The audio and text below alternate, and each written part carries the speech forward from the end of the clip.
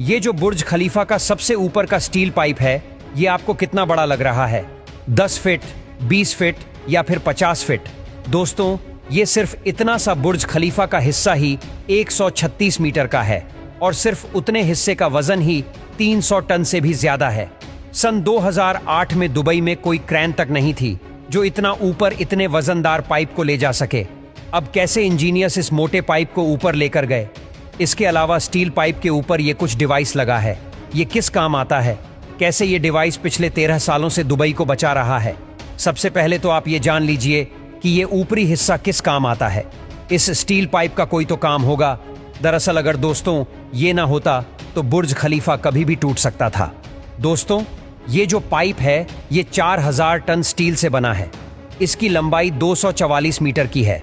आपकी जानकारी के लिए बता दें कि स्टील पाइप के साइज के जितना कई देशों में तो बिल्डिंग भी नहीं होती। अगर ये पाइप ना होता तो आज बुर्ज खलीफा 585 मीटर का ही होता। इसी हाइट तक पब्लिक जा सकती है और ये हाइट बुर्ज खलीफा में 150 फ्लोर तक है। इसके ऊपर से ही ये स्टील का पाइप है जिसमें 150 से लेकर 159 तक के फ्लोर्स है। आपको बता दें कि ये फ्लोर रहने लायक नहीं है। यहाँ खतरा बहुत रहता है।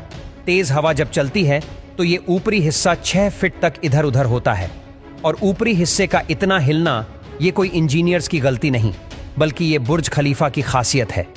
दरअसल ये 200 किलोमीटर प्रति घंटा की रफ्तार से चलने वाली हवाओं को ऊपरी हिस्सा ऑब्जॉर्ब करके बाकी के फ्लोर्स को एकदम सेफ रखता है।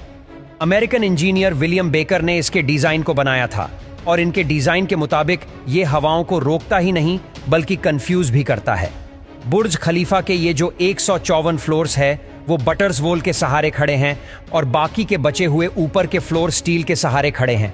अब अगर ये स्टील ना होती तो ऊपर के माले हिलने पर कंक्रीट में क्रैक्स जरूर आ जाते और बाकी के सारे फ्लोर्स बर्बाद हो जाते और इसीलिए ऊपर से इसे स्टील से बनाया गया है। इसके अलावा आप यकीन नहीं करेंगे कि बुर्ज खलीफा के टॉप पर लगा ये डिवाइस दुबई को पिछले 13 सालों से बचा रहा है। दरअसल इंजीनियरिंग भाषा में इसे लाइटिंग अरेस्टर कहते हैं। इस डिवाइस में एक छोटा सा सेंसर है जो बादलों में मौजूद एक्टिव चार्ज को डिटेक्ट करता है। अब ये लाइटिंग अरेस्टर इसका ऑपोजिट चार्ज जनरेट करके लाइटनिंग को अपनी तरफ खींच लेता है और इसके बाद स्टील की मोटी वायर के जरिए ये सारा करंट पूरी बिल्डिंग को बचाता हुआ नीचे धरती में चला जाता है। 18 से 20 बार इस डिवाइस ने बिजली से दुबई को बचाया है। जब भी इस डिवाइस में लाइटनिंग स्ट्राइक होती है तो इसका बैटरी हर बार चेंज करना पड़ता है और चेंज करने के लिए एक वर्कर को ऊपर टॉप पर भेजा जाता है।